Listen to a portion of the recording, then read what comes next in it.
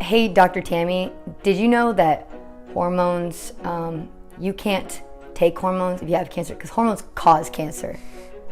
Don't do it. Okay, really? Seriously?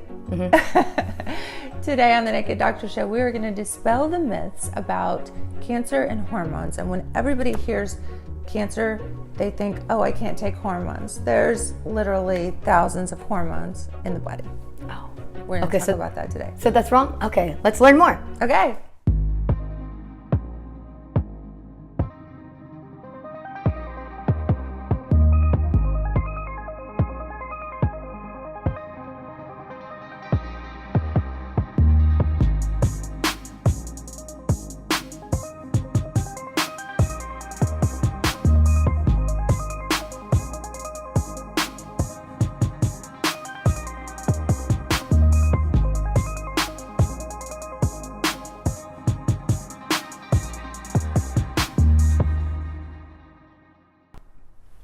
Hi, welcome back to the Naked Doctor. I'm Dr. Tammy. I'm Lauren. We have a great show for you this week.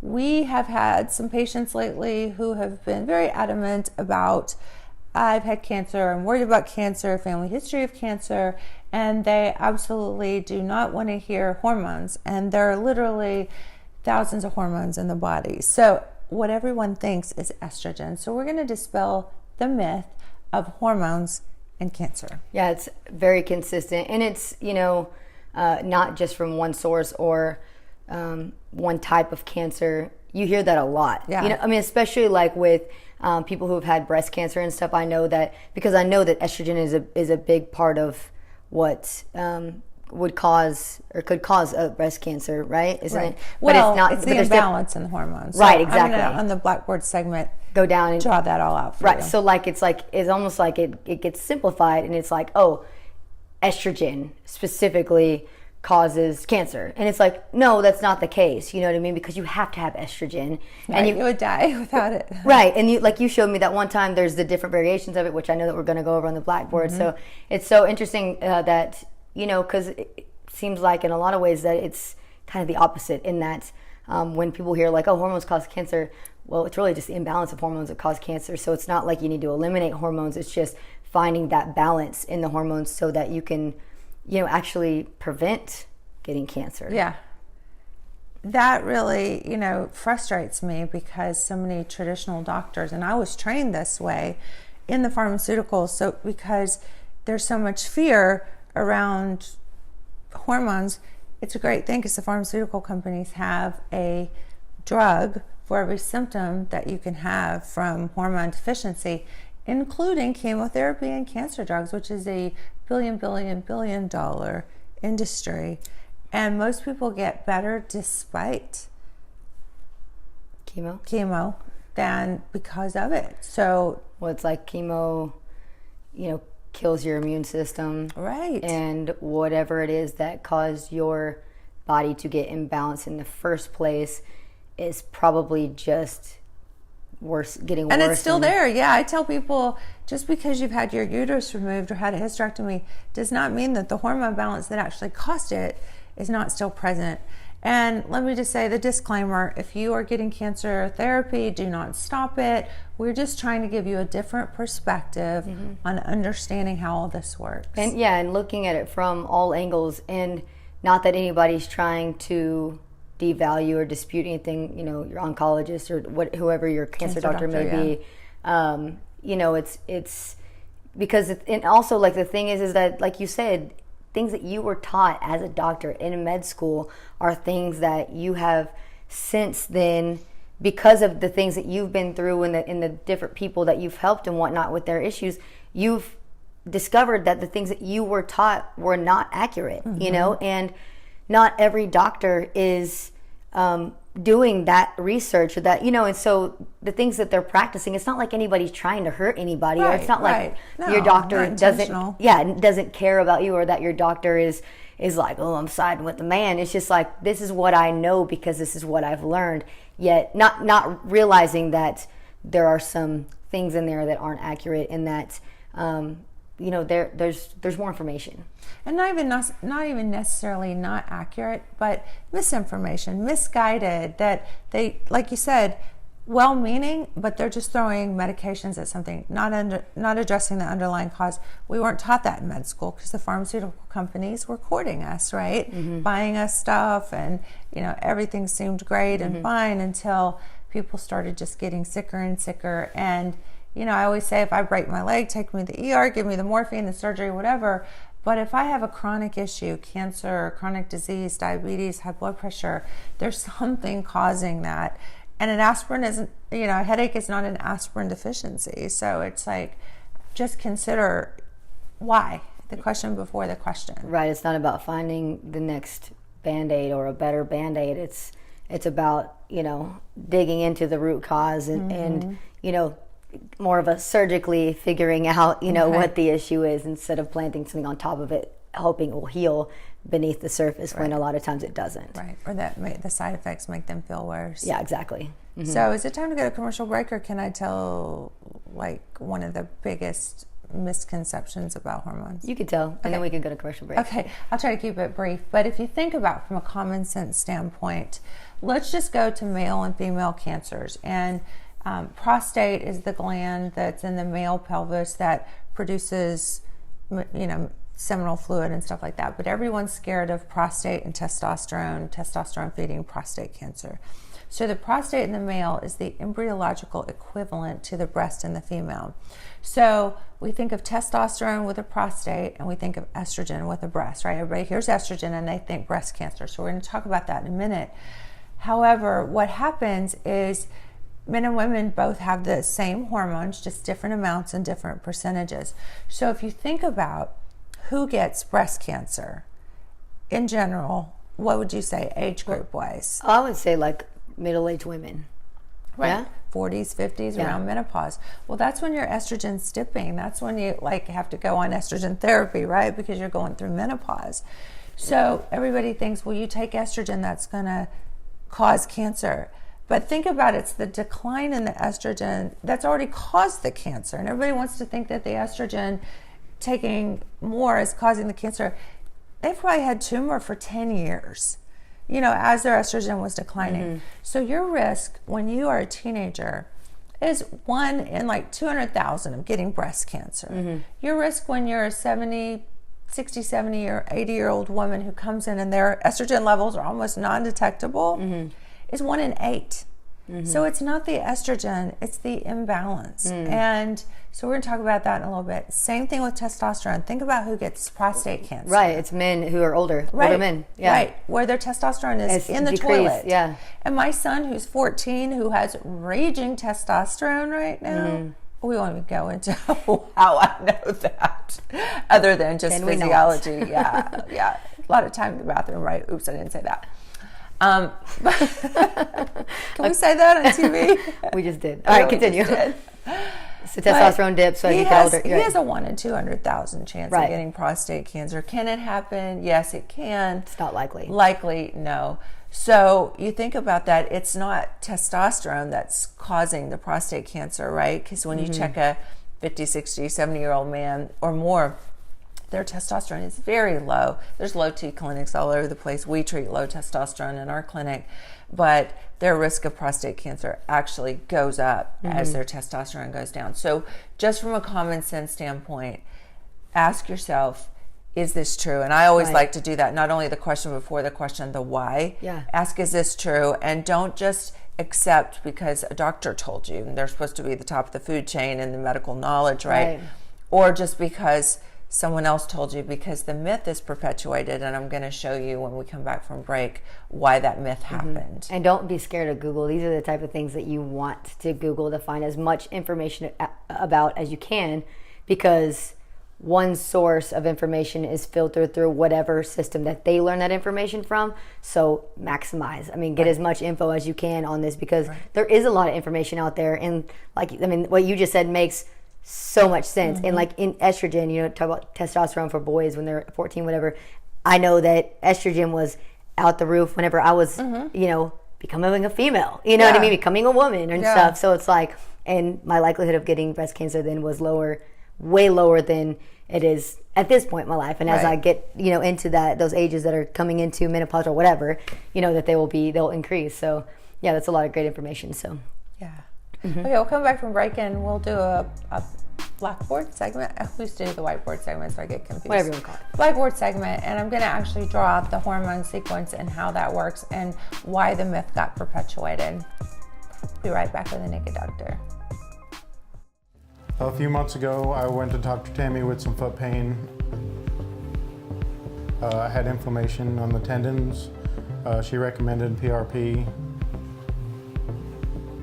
And we tried it. A week later, I had no pain. Till now, I've had no residual pain. I think it worked very well. At Christmas time, I went in and I saw her, and we did a stem cell PRP and in my hip and my shoulder, and it was like a week later, it was, I felt so good. I wasn't able to sleep with my arm up or anything because it hurt so bad to put my hand behind my arm, and the joint pain is all gone in both areas. After using Dr. Tammy's services, I've been extremely pleased. I've had nothing but good things to say about her, and I will continue using her in the future. I recommend, if you're just feeling old, tired, and the daily grind is getting you down, just go see her. She's life-changing.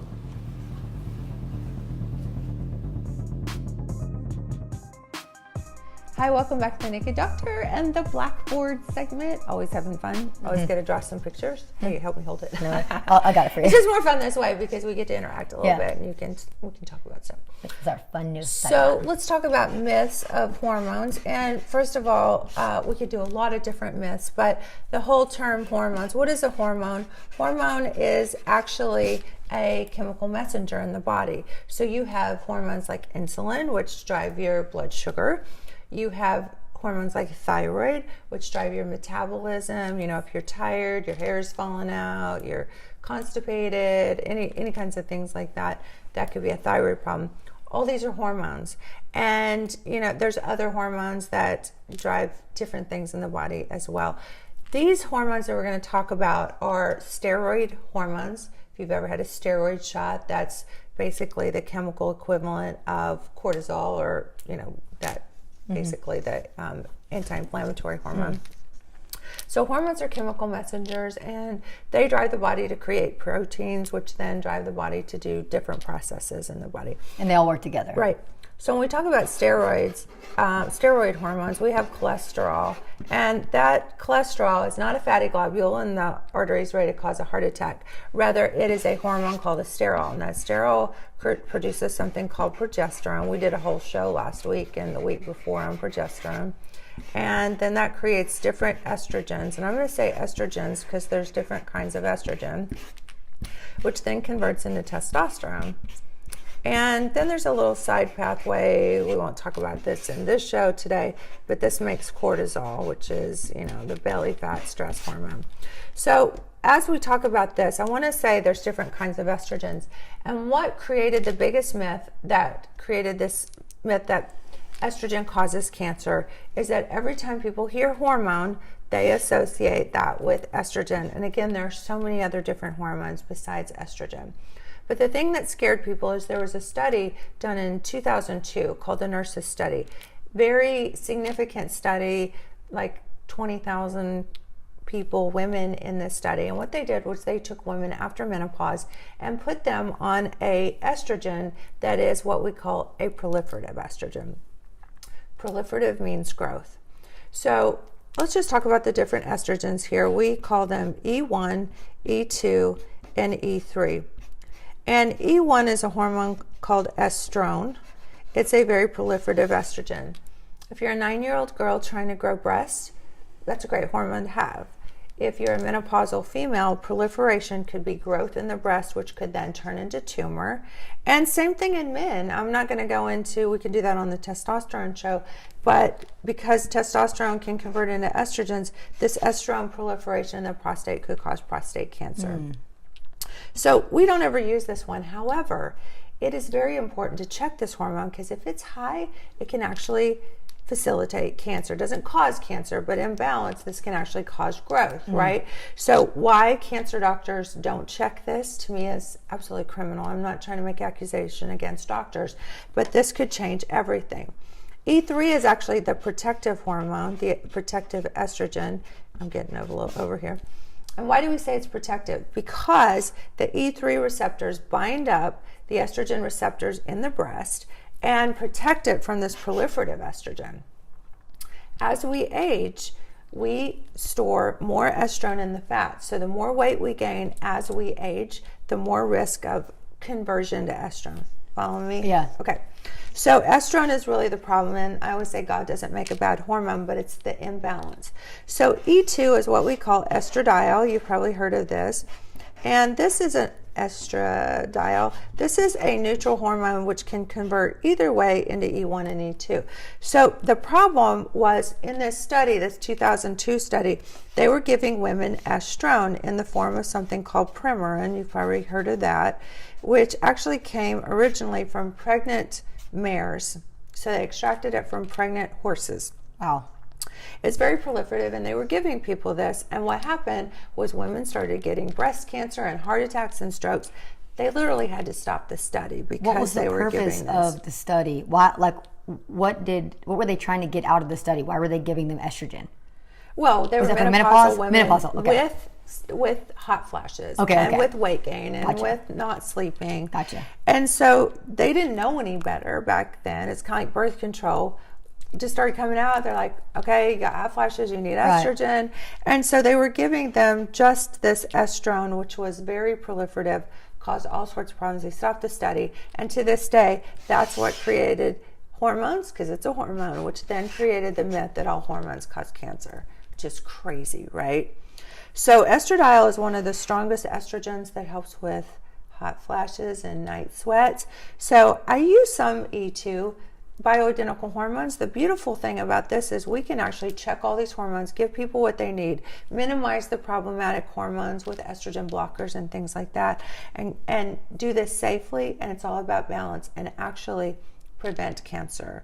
So I have women who've had breast cancer that I can treat their menopausal symptoms with E3, which is the protective estriol, all day long, and not worry about the conversion into E2 or E1 because the arrow only goes one way. So whenever we are checking for estradiol, if it's high, right, does that indicate that E1 yes, is high? Most likely. Okay. And then we can go back and check E1. We don't always do that. It's a nice little screening test just to do E3, but oftentimes we'll check all three of these to make a recommendation about how to best regulate this. So if E1 is high, it will definitely make E2 high.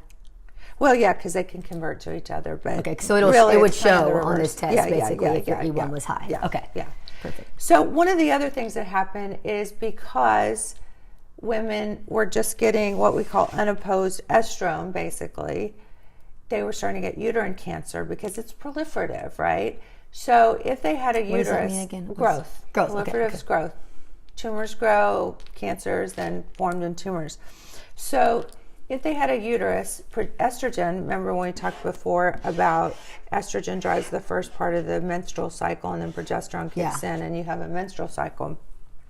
So if you have a lot of estrogen in the uterus and you have a lot of uterine proliferation growth, which could turn into a tumor, which could turn into cancer, you need that progesterone to balance it out. So they then concluded another myth that if you have a uterus, you need progesterone because progesterone and estrogen are sort of the yin to the yang of each other, right? They balance each other out because of this, right? So they also made the conclusion or the myth that if you don't have a uterus, then you don't need progesterone. That's a myth. That's not true. That's like saying you have shoes, you don't need socks. Socks have a very distinct function to keep your feet dry and not to smelly. Keep the balance. Not smelly. Keep the balance. Keep you from making too much E1 and can actually prevent other types of cancer. Progesterone is huge with sleep, so it has a very distinct function as opposed to just treating hot flashes with something like E1 or E2. So that's where most of these myths came in. We could do another whole show just based on this, just to kind of keep this brief, not overwhelm people. But it's the same equivalent thing with the prostate, because actually we thought testosterone back in the 40s, there's a guy named Dr. Higgins, did a study on 10 patients, which if I did a study on 10 patients, they would laugh me out of medicine. Did a study on 10 patients, one of them got prostate cancer and died. So the conclusion was another myth that testosterone causes prostate cancer. What was happening though is testosterone was converting to estrogen and mostly E1 and proliferating into the tumor prostate and the cancer. Yeah. Same thing, men and women, just different ratios. But this understanding, this basic hormone 101 understanding of steroid or steroid hormones just kind of demystifies the myths. So it's really important. We have some books that are on Amazon called Balancing Act for Females, Testosterone Solution for Men. The name of her book. You can check those out. She'll put a little post there how you can order those books, read more, empower yourself, educate yourself. Super important. Could actually save your life. Quick question about, because this is very specific to a male and a female, breast cancer, prostate cancer. What about tumors in other areas? Are they associated with estrogen? Are they associated with an imbalance of hormones? They can be, but it's the same conversation. Okay. Estrone is the problem. Okay. And as we age and as we gain weight, the body converts more to estrone. There's an enzyme in belly fat that actually can cause this. Also, the imbalance between cortisol, lots of stress, inflammation. Stress can come in lots of different forms and increase your cortisol. If you've got belly fat, you have a cortisol imbalance as well. So between these, if we drew a big teeter-totter here of cortisol and the male-female hormones, and we did like a seesaw down here, if somebody jumps off the end of the seesaw here and it hits, you're going to bust your butt, right? So this balance is super, super important. If you have other tumors that have estrogen receptors that are positive, this protective estrogen is super important, and we can do that in bioidentical hormones versus traditional one dose fits all. That's crazy. Cookie cutter medicine. Right. So basically, we can give E3, which is actually protective for every tumor that's estrogen receptor positive. And doing that ties up these receptors, which then keeps this estrogen from converting into other hormones that, when they're out of balance, could be a problem. Cool. Awesome information. All right. I hope this was interesting. We'll be right back with the Naked Doctor.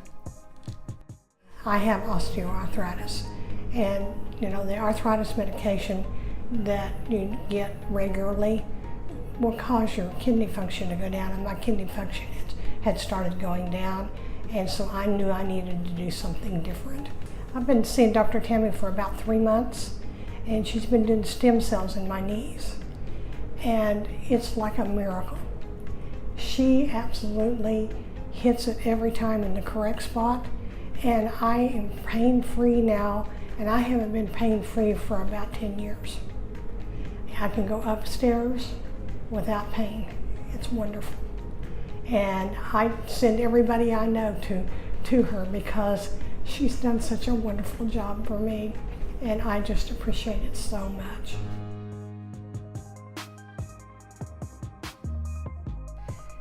Hi, welcome back to the Naked Doctor. Thank you for watching this week. We've had a great show. Hopefully we've taught you some new stuff, and knowledge is power, right?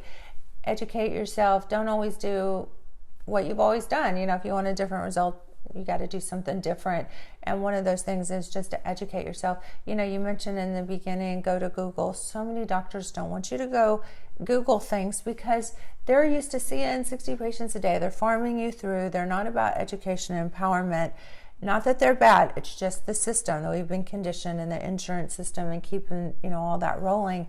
But they don't want you to do educational research because it slows them down and because it makes them accountable for accurate information, for going what we call above and beyond traditional medical knowledge. There's that, and also sometimes it's just that they don't want you to panic about something that's like maybe super far-fetched that you might have read that you took a certain way and filtered through your own fears. And gosh, in med school I had every condition that I ever read about, so yeah, I get it. Doesn't everybody go through their hypochondriac phase? Yeah, right, they do. Been there, yeah. But yeah, it's just like the more information, and if you find one piece of information that seems crazy or whatever, it's like, do research on that specific information, you know what I mean? And then figure out details on that so that you can eliminate any kind of worry or any kind of, fear that you may put in place, in your mind of turning yourself into a hypochondriac because you've read all this and this causes that. And it's like, just read the information objectively, take it in, and then, really be able to, make a common sense decision on what is the best action for you to take. Logical decision. Yeah, that because it's not hard when you have the information in front of you and it's like, oh, that makes so much sense. You know what I mean? And then talk to somebody who actually has and then, medical knowledge or absolutely. knowledge that can help you and guide you. Absolutely, the information's out there, and it takes a little bit of self work, But and then of course someone like you can absolutely help. And that's what we do. Yeah. We do. Oh, speaking of what we do, I love your lips. You've got lips on your shirt. I didn't mean to wear lips, but they just happened to, yep. Oh, and my mic cord is coming out gorgeous. here. So we have a Valentine's Day special. We try to make these evergreen, so we'll extend our special whenever. It's pretty much a February special that we have where, lips that we're doing for a 2-pack and 3-pack. That's great deal. And also a Botox special. Yeah. That we're doing. Come get your Botox. Mm-hmm. It's funny because all the girls in the office are absolutely addicted to big lips now. I just did one of our office staff's lips before she left. Throw that in there. I'm like, great. Right. But it's fun, and it's not about being pretentious or superficial, but it's like when you feel good on the outside, you feel good on the inside. Right. So taking care of yourself and giving yourself maybe a little present. And I want to give the best kisses possible. Right. I want to whether it's to my, my boyfriend or my daughter or my new baby, I just want to give the best kisses, Yeah, absolutely. So they said that it was National Cancer Day 2 days ago. Mm-hmm. So this is a good time to be aware and educate yourself. And gosh, you got the cute shirt on. I'm wearing my yucky scrubs from Office Clinic today, but anyway. It's okay. It allows more attention for my shirts. I know, right? And we're both wearing black, so that's good. We always match. Right. Yeah, we always match. We don't even mean to match, so. We kind of do. We're on the same wavelength. Like that. I was going to ask you, too, about Botox, something, because it's not just an aesthetic thing. Like, Botox can help with migraines and stuff, too, right? Oh, yeah. We can treat all sorts of things, muscle spasms and stuff like that. Yeah, and also I'm pretty sure I've heard something about sweat. Perspiration? Yeah, you can do that. It's terribly painful doing all those little injections. So, but you can do it. It's painful in your face too, but it's but it's painful too if you're like excessively sweating all the time and embarrassed and not feeling good about it. Yeah, it would be worth a few pokes, to get rid of that. Yeah. So check us out on Facebook, Instagram. The young whippersnappers do the Instagram, so she keeps that up. Facebook's Doctor Tammy's Healing Art Centers and the Naked Doctor page. You can check us out there.